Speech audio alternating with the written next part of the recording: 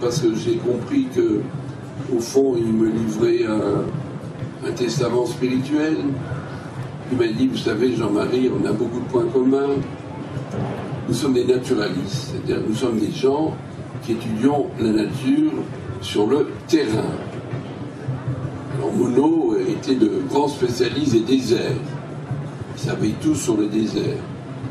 Et il connaissait la géologie de tous les grands déserts, la botanique, la zoologie, l'éthologie, l'anthropologie. Enfin, c'était un immense savant. Le mot savant a disparu du vocabulaire. Il n'y a plus de savants. Il y a des chercheurs, il y a des scientifiques. Plus personne dira il y a un savant. Parce que je vois qu'il n'y a plus de savants. Et le savant était généralement autrefois ce chercheur qui avait une immense culture scientifique. On ne peut plus la demander aujourd'hui à un chercheur. Il est obligé d'être extrêmement pointu dans sa spécialisation et à regarder son petit domaine de très très près, ce qui peut-être produit des œillères pour regarder d'une manière plus large. De sorte qu'un homme comme Monod était un dernier de nos grands savants. Je voyais sur le journal ce matin la photo de sœur Emmanuelle qui a 99 ans. Elle est sûrement la dernière de nos saintes après que l'abbé Pierre soit décédé. Nous n'avons plus non plus de saintes, de saints visibles dans le paysage médiatique, même si au fond des cœurs il y en a sûrement. Des sages non plus. Quand vous rentrez chez vous, si vous mettez, et si vous avez une voiture, quand on est à Paris, il n'y a pas trop de voitures, la radio, il est peu probable que vous entendiez un sage.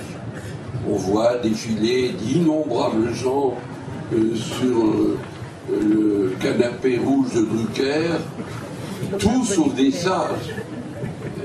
Alors nous sommes dans une société où il n'y a pas de sages, pas de saints et pas de savants. C'est très embêtant pour nos jeunes.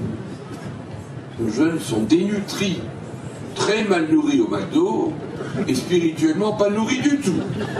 Du tout. Et comme la nature a horreur du vide, eh bien elle a remplacé les saints, les sages et les savants par les animateurs télé, par les vedettes du showbiz, puis aussi bien sûr par les footballeurs. Pensez, chers amis, combien nous serions privés si nous n'avions plus tous ces gens-là. Qu'est-ce qui nous nourrirait? Avez-vous songé l'état de la France si tout d'un coup, je ne sais pas, il n'y avait plus Laure Manodou? C'est dramatique. Et puis son entraîneur. Nous serions privés d'une grande figure, n'est-ce pas? Bon, je plaisante pas tellement, même si j'en ai... si je fais semblant de le faire, c'est très embêtant. C'est très embêtant, cet effondrement, disons, de la culture est quelque chose que je trouve tout à fait embêtant. Et ça embêtait beaucoup aussi Monod.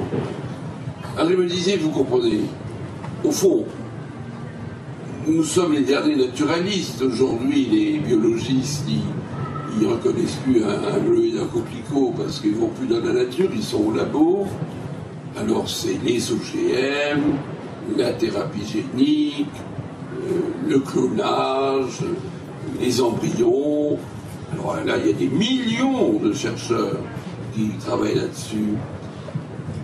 Sur la nature, sur la biodiversité, sur les écosystèmes, sur l'écologie, très peu.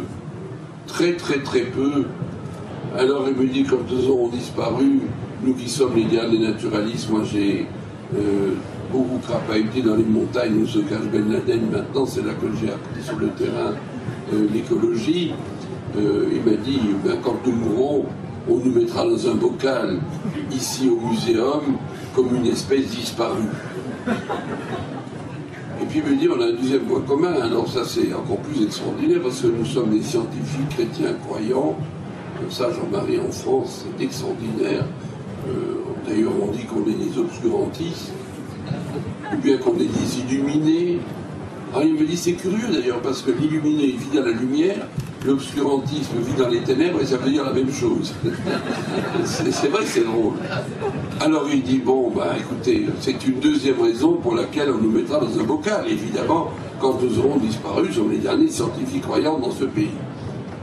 Alors, il m'a dit, oui, mais on a un point, on n'est pas d'accord entre nous, parce que je crois avoir senti que vous étiez quelqu'un d'optimiste.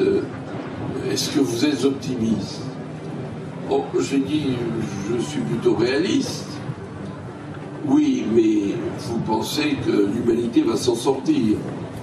J'ai dit, j'espère que oui, et je fais ce que je peux pour. Eh bien, elle ne s'en sortira pas. J'ai dit, ah bon? Non. Mais non, mais regardez, vous voyez bien ce qui se passe.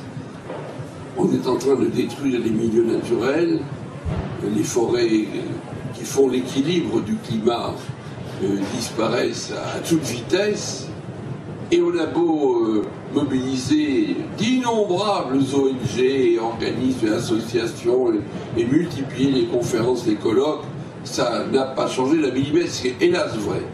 Hélas vrai pour les grandes forêts tropicales. Nous sommes de redoutables prédateurs, nous usons toutes les ressources de la planète jusqu'à ce qu'elle n'aura plus rien. Alors l'humanité sera comme les habitants de l'île de Pâques, et quand ils avaient tout usé leurs ressources, ils ont fait des guerres entre eux parce qu'ils ont essayé de s'approprier le peu qui restait encore, les plus forts l'arrachant aux plus faibles, puisqu'il n'était pas possible d'aller chercher des ressources à 4000 km en mer pour aller vers les terres émergées les plus proches. Mais nous, quand on n'aura plus de ressources, on n'aura aucun moyen d'aller les chercher ailleurs. Nous n'avons comme ressource que ce que la Terre porte, que ce qui est contenu dans notre petite capsule spatiale qui vole dans l'espace. Donc nous finirons comme les Pascans de l'île de Pâques. Nous deviendrons très misérables, très pauvres, et nous courrons à haillons, dit-il. Et puis nous nous ferons des guerres à ce moment-là. Parce que c'est vrai qu'on essaiera de s'approprier ce qui reste. Et là, manque de bol, pour les guerres, on est doués. Nous sommes parmi les 5000 espèces de mammifères, de très loin, l'espèce la plus agressive. Quand les chimpanzés qui nous ressemblent font la guerre, il y a eu 2 fois un mort. On ne pouvait pas dire qu'ils ont subi de lourdes pertes. Mais quand nous, on se fait la guerre, c'est dramatique. Quand les tigres font la guerre, ils ne font pas la guerre. Et puis les lions ne font pas la guerre. Et puis les loups ne font pas la guerre. Oh, les vaches encore moins, j'avais vu les vaches se faire la guerre. C'est pour ça qu'en Inde, ils ont choisi la vache comme un symbole de paix. Mais nous, on fait la guerre. Et on a fait férocement. Et on aligne des quantités de morts. Alors il me donne la liste des guerres et des morts. C'était très impressionnant. C'est là que j'ai appris que Mao, apparaît-il, fait 30 millions de morts. Je ne connaissais pas le chiffre, mais j'ai trouvé tout à fait impressionnant. Il ne me parle pas de la guerre en Irak, parce que c'était juste avant. La guerre en Irak étant cette guerre étrange où M. Bush a été chercher là-bas des armes de destruction massive dont personne ne lui avait dit qu'elles se trouvaient chez lui aux États-Unis, où il les aurait trouvées, ce qui lui aurait évité de faire la guerre. Il n'a pas été les chercher. Oui, il n'a pas été les chercher au bon endroit. Alors il me dit, me regarde, il me dit, Jean-Marie, qu'est-ce que vous voulez faire avec une humanité pareille? Et puis il me dit, il faut regarder la télé. Ben, j'ai dit, pas trop, non. Oui, un petit peu. Ben, j'ai dit oui. Enfin, vous voyez bien que c'est une agressivité épouvantable. Tous les soirs, on voit 10 morts. Ben, j'ai dit oui, c'est vrai. Il m'a dit, j'ai lu dans un sondage que l'objet qu'on voit le plus à la télé, c'est le revolver. Ben, j'ai dit, ah bon, oui, sûrement, je suis d'accord. Il m'a dit, ça serait mieux qu'on voit des cuillères. Ben, j'ai dit oui. Et c'est vrai, chers amis, que la télé est effroyablement agressive. C'est un modèle qui ne vend que de l'agressivité, soyez attentifs. Jamais vous le verrez à la télé, quelqu'un qui s'en va et qui vous dit au revoir et à bientôt. Jamais. Quand quelqu'un arrive, il dit jamais bonjour, ça va? Jamais. On ne s'aime pas à la télé. Dans les débats à la télé, tout le monde parle en même temps.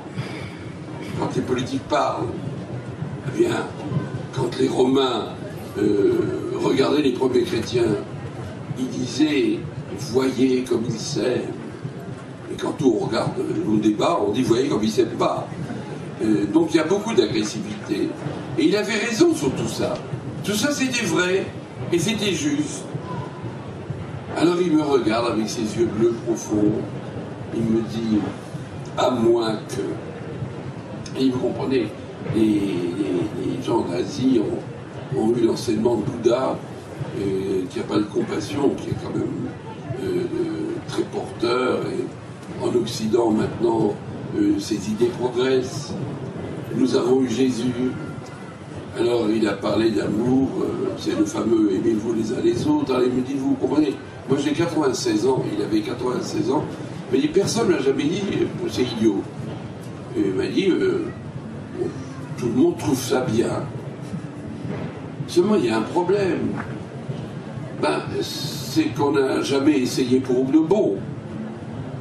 On rabâche ça depuis 2000 ans, mais essayer de s'aimer pour de bon, si les hommes se mettaient à s'aimer pour de bon, alors ça serait une révolution extraordinaire. Le monde s'est totalement changé.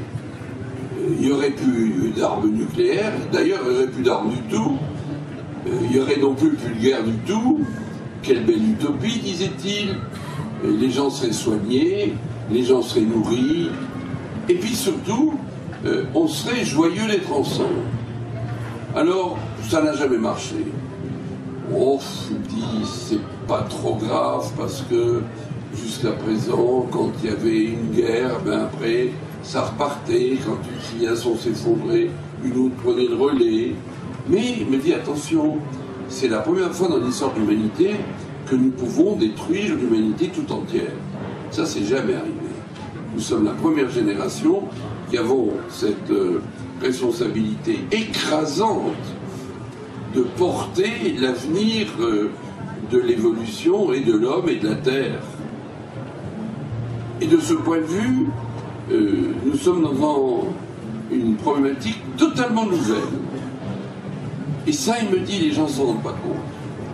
C'est pourquoi maintenant, il faudrait qu'on revienne à ce que les grandes traditions spirituelles du globe nous ont dit, parce que nos anciens n'étaient pas bêtes, ils savaient déjà tout ça, et que nous essayons effectivement, Jean-Marie, de nous changer, de faire ce qu'a dit Gandhi, soit en toi-même le changement que tu souhaites pour la société, et que nous nous mettions effectivement à essayer de nous aimer les humains.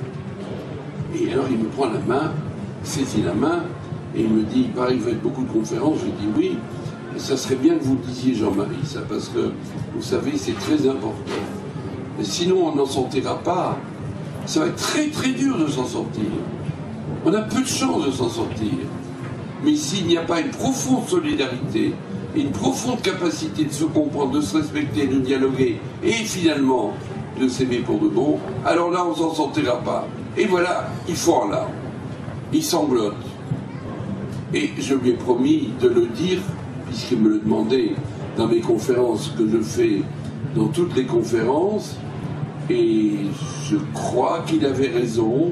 Et quand on est dans les lycées, dans les collèges, et qu'on donne cette histoire, et qu'on la raconte comme ça, alors les réactions sont toujours les mêmes. C'est une drôle de réaction. Les jeunes viennent ensuite autour de la table et posent cette fatale question. Mais monsieur, c'est ce que nous voulons. Nous, il n'y a que ça qu'on veut. Comment ça se fait que personne ne nous l'a jamais dit? Terrible question. Terrible question. Terrible question parce que c'est vrai que l'essentiel n'est plus dit ou n'est pas dit. Et que le mal est si profond qu'on ressent partout comme une sorte d'angoisse et de refoulement, vient très probablement du fait que les grandes valeurs n'arrivent pas à émerger, qui pourraient être porteuses pour nous. Et c'est pour la raison pour laquelle, à ces jeunes-là, je leur dis, vous savez, on a tout essayé, il y a eu les grands empires, la Chine, l'Inde, Ils ont duré très longtemps. Ils avaient un secret. Ils ne faisaient jamais de réforme. Tout était toujours pareil. Ensuite, ils se sont effondrés au bout de 5000 ans. Ensuite, il y a eu, eh bien, le féodalisme, il y a eu la monarchie, il y a eu la démocratie, il y a eu le communisme, il y a le capitalisme.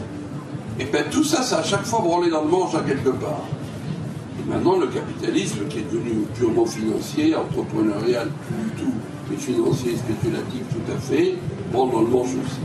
Alors je leur dis, ben vous savez, vous n'avez pas besoin de nous copier, hein, inventer autre chose. Il serait bien temps maintenant d'inventer la civilisation de l'amour. Merci, chers amis.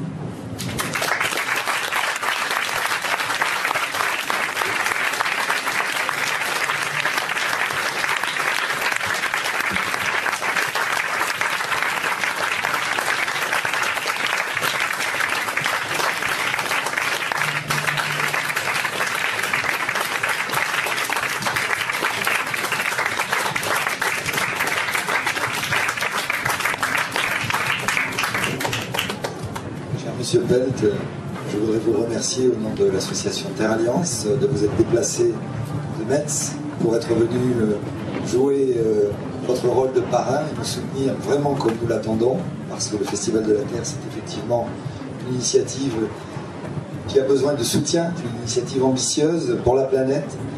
Nous vous remercions. Malheureusement, pour l'auditoire, Monsieur Pelt a un petit peu débordé sur l'horaire et nous avons tout un timing de conférences qui sont articulés avec des concerts. Donc malheureusement, non mais Monsieur Pelt, nous nous sommes. C'était délicieux, nous nous sommes tous régalés. Vous nous avez emmenés dans un voyage et donc je pense que vous avez dépassé votre rôle de conférencier, vous nous avez fait rêver, puis vous nous avez mis face à des réalités qui sont notre mission, ce que nous devons faire sur cette planète. Et donc malheureusement pour l'auditoire, bon, on va couper court aux questions parce qu'on a pratiquement 1 heure de retard pour la conférence suivante. Par contre, pour le suivi, pour ceux et celles qui voudraient continuer les échanges avec Monsieur Pelt, des tables sont installées à l'extérieur.